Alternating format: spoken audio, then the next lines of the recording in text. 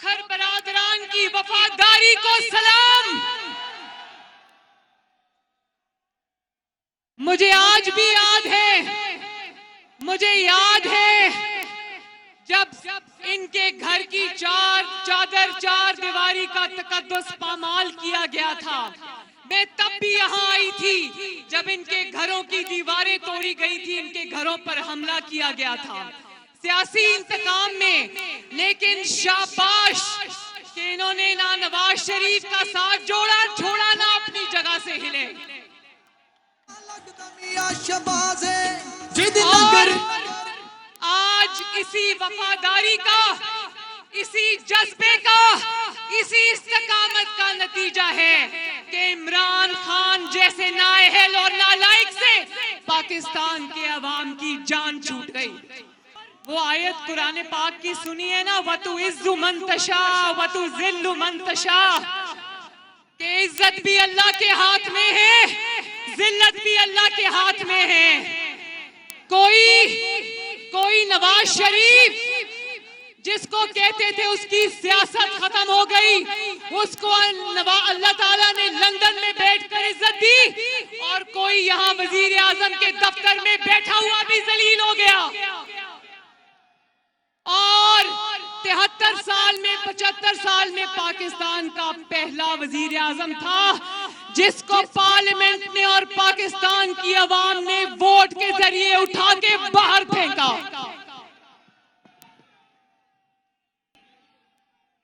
अभी तो तुम्हारी नवाज शरीफ ने लंदन बैठ के तुम्हारी हुकूमत खत्म की है ना अल्लाह के फजल से। अभी आगे देखना, नवाज शरीफ इंशाअल्लाह तुम्हारी सियासत को भी दफन कर देगा। वैसे तो झूठ हमेशा से बोलता आया, इसका नाम झूठों का बादशाह होना चाहिए। जिंदगी में इसने कभी सच नहीं बोला, लेकिन जब इसको अपनी कुर्सी खिसकती हुई दिखाई दी तो उस दिन से पाकिस्तान के अवाम का झूठ बोल बोल के नाक में दम किया हुआ है। तो मेरे भाइयों बहनों बुजुर्गों, हाथ उठा के बताओ कि इसके झूठों के मुकाबले में सच सुनना चाहते हो ना? तो फिर अब मरियम नवाज और हमजा शहबाज का फर्ज है कि वो घर घर जाकर, हल्के में जाकर, अवाम में जाकर इसका सच अवाम को बताएं कि इसका असल चेहरा क्या है। हमें कहता रहा, हमें सुनाता रहा कि घबराना नहीं है, और खुद जब से इक़्तिदार गया है धाड़े मार के रोता है। हमें कहता था 50 लाख घर दूंगा, 50 लाख घर तो किसी को नहीं मिले, एक ही घर मुकम्मल हुआ, वो ज़मान पाक का घर था, इमरान खान का घर था। कौन को कहता रहा आखिरी गेंद तक मुकाबला करूंगा। जब आखिरी ओवर का मौका आया तो ये पवेलियन से बाहर ही नहीं निकला। जब आखिरी गेंद खेलने का मौका आया तो ये क्रीज पर आया ही नहीं और मैदान छोड़कर उल्टे पांव भाग गया। और मुकाबला करने के लिए किसको भेजा? अपने गुंडों को भेजा। और जिन्होंने नेशनल असेंबली में भी, पंजाब असेंबली में भी गुंडागर्दी की। जिस दिन ये गुंडागर्दी हो रही थी, यकीन मानो मेरे भाइयों, मेरा सर शर्म से झुक गया। क्या ये है हमारे पाकिस्तान का मुआशरा? मुझे ये बताओ कि क्या ये लोग अपने घरों में अपने माँ बाप से भी यही सलूक करते हैं? जवाब दो मुझे। यही है हमारी मुआशरती इक़दार? और फिर आखिरी दिनों में इसने आईन की जिस तरह धज्जियां उड़ाई, बड़ा मासूम सा मुंह बना के कहता है कि मेरे लिए 12 बजे अदालतें क्यों खुली? तो कान खोल के सुन लो इमरान खान, तुम्हारे लिए 12 बजे अदालतें इसलिए खुली कि तुमने पाकिस्तान के आईन पर खुदकुश हमला किया था। तुम्हारे जाती मुलाजिम, जिनमें सदर पाकिस्तान आरिफ अलवी, जिसमें स्पीकर कौमी असेंबली साबिक असद कैसर, जिसमें कासिम सूरी और जिसमें गवर्नर पंजाब शामिल हैं, उन्होंने अपने हल्फ से गद्दारी की। उन्होंने कौम की नौकरी छोड़ के इमरान खान की जाती चाकरी की, इसलिए 12 बजे अदालतें खुली।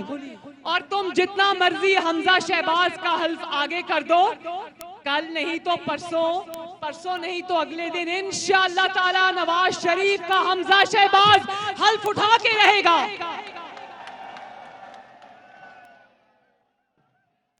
तुम्हारा क्या ख्याल था कि तुम अदालतों के हुक्म को पांव के नीचे रोंदोगे और अदालतें तुम्हारा मुंह देखती रहेंगी?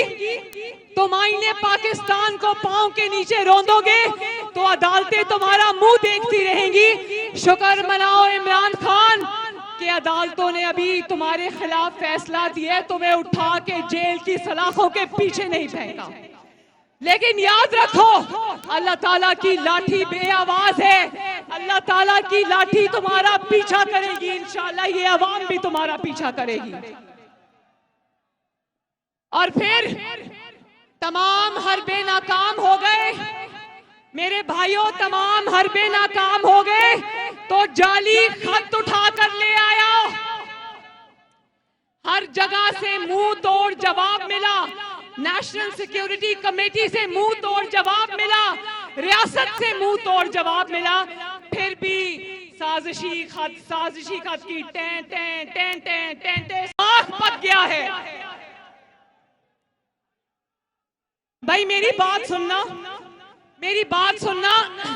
साजिश तो कामयाब आदमी के खिलाफ होती है ना, साजिश तो नवाज शरीफ जैसे कामयाब आदमी के खिलाफ होती है जिसने एटमी धमाके करके दुश्मन को मुंह तोड़ जवाब दिया था। क्या इमरान खान जैसे नाकाम आदमी के खिलाफ भी कभी किसी को साजिश करने की जरूरत थी? और फिर मैंने कल कहा कि अपनी जिंदगी के 22 साल वर्ल्ड कप लेके फिरता रहा, अगले 22 साल ये साजिशी खत लेकर फिरता रहेगा।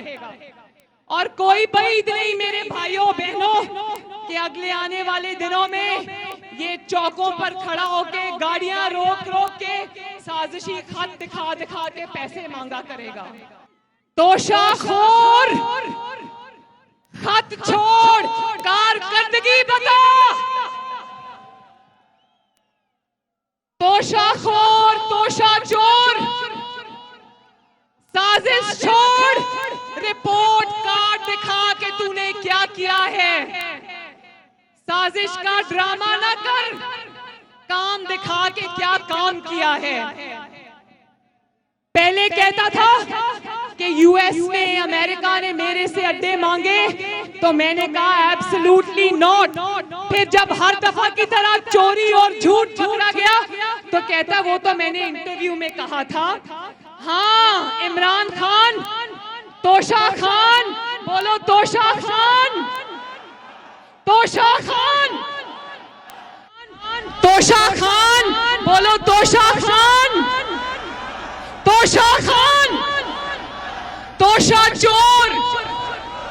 हाँ इमरान खान, तोशा खान, तुमने एब्सोल्युटली नॉट कहा था, लेकिन जानते हो एब्सोल्युटली नॉट कब कहा? मेरे भाइयों, जब अवाम ने रोटी मांगी तो कहने लगा एब्सोल्युटली नॉट। जब अवाम ने आटा चीनी मांगी तो कहने लगा एब्सोल्युटली नॉट।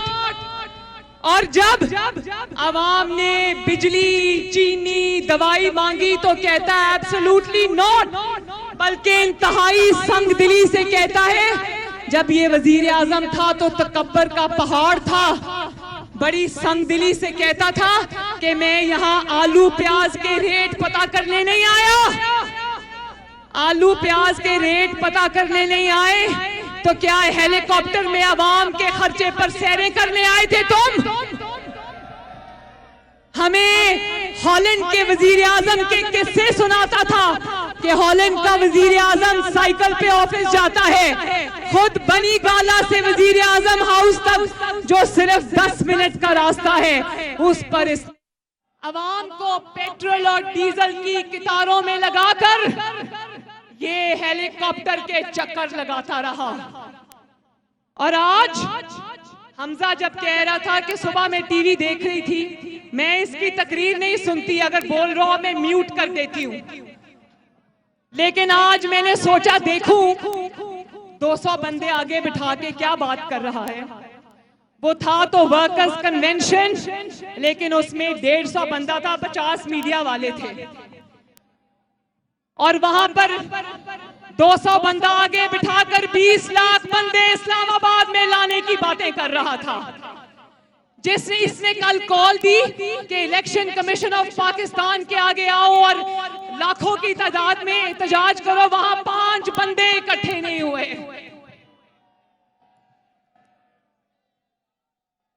देखो आज 1 मिनट, आज जब मैंने टीवी ऑन किया तो पता नहीं क्या ऑल फॉल बक रहा था। कहता है ध्यान से सुनना, कहता है अल्लाह ताला के पैगंबर अल्लाह ताला का पैगाम देकर लोगों में निकलते थे, लोगों में अल्लाह ताला का पैगाम पहुंचाते थे, तुम लोग भी निकलो और मेरा पैगाम पहुंचाओ अवाम में। तौबा नाउज़ बिल्लाह। वो पैगंबराने इस्लाम तो तौहीद का मैसेज लेकर अवाम में जाते थे। तुम्हारा मैसेज क्या है इमरान खान? तुम्हारा मैसेज ये है कि लोगों को अमर बिल मारूफ का सबक पढ़ाते जाओ, लोगों को अपनी नापाक जुबान से रियासत मदीना के लारे लगाते जाओ, और नीचे नीचे से तोशा खाना और बैतुल माल का माल खाते जाओ। और हमें हजरत उमर फारूक रजी अल्लाह ताला अन्हु की मिसालें देता था। इसको शर्म नहीं आती ये बात करते हुए? हजरत उमर फारूक और खुलफाए राशिदीन बैतुल माल के खजाने से अपनी कंधों पे बोरियां लाद कर गरीब आवाम को पहुंचाया करते थे। वो बैतुल माल के तोहफे निकाल कर करोड़ों में बेच नहीं देते थे। और फिर मजहब के बारे में, इस्लाम के बारे में, अंबिया अलैहिस्सलाम के बारे में इतनी गैर मोहतात गुफ्तगू। मैं मौलाना तारिक जमील साहब से अदब से ये अर्ज करना चाहती हूँ कि इमरान खान को समझाएं कि मजहब के बारे में इतने नाजेबा कलिमात अपने नापाक जुबान से मत अदा किया करें।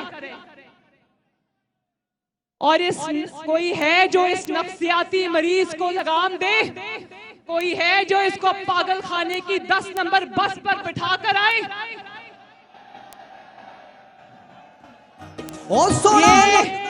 ये इतना बड़ा पागल है कि कौम को तो पागल किया है, अगर इसको पागल खाने में भर्ती करा दो ये पागलों को भी पागल कर देगा। और फिर कहता है कि लोगों को जब, आज कह रहा था कि लोगों को जब ईद पे गले मिलना तो उनके कान में कहना हकीकी आजादी के लिए बाहर निकलो। मैं कहती हूँ कि जब लोगों को गले मिलना ईद पर तो कान में कहना गोगी बचाओ तहरीक के लिए बाहर निकलो।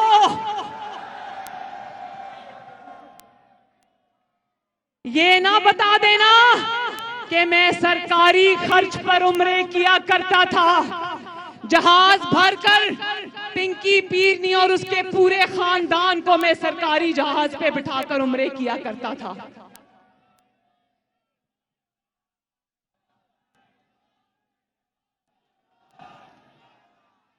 मेरे भाइयों जरा हाथ उठाकर बताना, जानते हो ना फराह गोगी कौन है? फराह खान यानी कि इमरान खान। आज एक नया किस्सा सुनो जिसके सबूत आज टीवी की स्क्रीन पर चल रहे थे।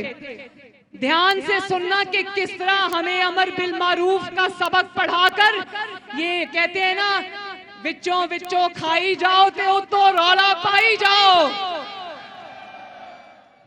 इसने वो रावलपिंडी रिंग रोड मंसूबा सुना है ना, उसके ऐलान से एक हफ्ता पहले ये फराग गोगी, जिसका दूसरा नाम इमरान खान है, इसने 2 करोड़ 60 लाख रुपए की जमीन खरीदी, क्योंकि इसको इमरान खान ने बता दिया था कि रिंग रोड मंसूबे का ऐलान होने वाला है।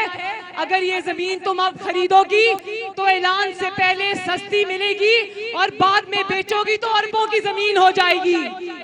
इसने वो जमीन 200 कनाल जमीन खरीदी और जैसे ही वो स्कैंडल बाहर आया 1 अरब रुपए की बेच के दौड़ गई, रातों रात दुबई फरार हो गई और इमरान खान ने इसको रातों रात दुबई फरार कराया। अपने ऑफिस को वजीर आजम के ऑफिस को, वजीर आजम की कुर्सी को, इक्तदार को माल बनाने के लिए इस्तेमाल करता रहा और हमें अपनी नापाक जुबान से रियासत मदीना की मिसालें देता रहा। शर्म करो इमरान खान, शर्म करो। और फिर हर जगह से मुंह की खाई, जब सामने असल हकीकत आ गई दुनिया की कि ये झूठ बोल रहा था, तो इदारों पे हमले करने शुरू कर दिए, इदारों को गालियां निकालनी शुरू कर दी। अपनी तकरीर में पहले इदारों को 10-12 बातें सुनाता है, उसके बाद कहता है मैं फौज को कुछ नहीं कहूंगा और अपने लोगों को कहता है कि गालियां निकालो इदारों को। तुमने क्या लोगों को पागल समझ रखा है कि तुम ऊपर से कहो कि गालियां नहीं निकालनी, बुरा भला नहीं कहना और ऊपर से रात को मीटिंग्स करो अपनी टीम के साथ के इदारों पर हमलावर हो जाओ। दुनिया का पहला पागल देखा है, दुनिया का पहला पागल सियासतदान तो कहना ही नहीं चाहिए। हमेशा से सियासी जमातों की जिद्दोजहद ये रही है कि इदारों को अपने आईनी रोल तक महदूद रहना चाहिए, और ये दुनिया का पहला पागल इंसान देखा है जो इसलिए रो रहा है कि इदारों ने आईन का साथ देने का फैसला क्यों कर लिया।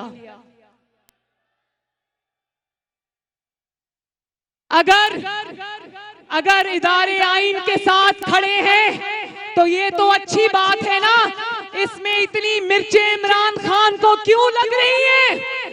इसमें इतनी मिर्चें इमरान खान को इसलिए लग रही हैं कि इसको चीटिंग करके, नकल करके पास होने की आदत पड़ गई है। और अब कोई चीटिंग कराने को तैयार नहीं, कोई नकल करके पर्चा कराने को तैयार नहीं, तो इसके रोने की आवाजें दूर दूर से आ रही हैं। और ये जो जल्दी इलेक्शन का ड्रामा रचा रहा है ना इमरान खान, इलेक्शन होंगे इंशाल्लाह, जरूर होंगे। मुस्लिम लीग नून के शेर इलेक्शन से नहीं डरते, क्योंकि मुस्लिम लीग नून की जड़ें अवाम में हैं। इलेक्शन से तो वो डरे जिसने अपनी हुकूमत होते हुए 16 में से 15 ज़िमनी इंतखाबात हारे। मुस्लिम लीग नून इलेक्शन से क्यों डरे? मुस्लिम लीग नून तुम्हारी धांधली और हुकूमत के बावजूद 16 में से 15 इंतखाबात जीत गई थी। तो ये जो जल्दी एक मिनट, आखिरी बात, ये जो जल्दी इलेक्शन कराने का मंसूबा है ना, इसमें इलेक्शन कराना मकसूद नहीं है। इसमें इमरान खान तकर्रियों में मुदाखलत चाहता है और चाहता है कि तकर्रियों में मुदाखलत करके ये अगला इलेक्शन भी फिक्स कर ले। तो पहले तो ये मान लो कि तुम्हारा सारा मैच फिक्स था, और अब याद रखो इमरान खान, तुम्हारी धौंस पर, तुम्हारी गुंडागर्दी पर अगली तकर्रियों का फैसला नहीं होगा। अगली तकर्रियों का फैसला मेरिट पे होता है और मेरिट पे होगा इंशाल्लाह। और आखिरी बात, एक है शहबाज स्पीड, क्या शहबाज स्पीड, जो स्पीड से काम करता है, जिसने 2 हफ्ते में वो काम कर दिए जो इमरान खान 200 साल में भी नहीं कर सकता। क्योंकि इमरान खान को काम करना आता ही नहीं है। शहबाज शरीफ ने सिर्फ इन 2 हफ्तों में चीनी सस्ती कर दी, घी सस्ता कर दिया, मेट्रो बस चला दी, गवर्नेंस की सिमत दुरुस्त कर दी, बलोचिस्तान के दौरे करके आ गया, सिंध के दौरे करके आ गया। और एक है इमरान स्पीड। इमरान स्पीड जानते हो क्या है?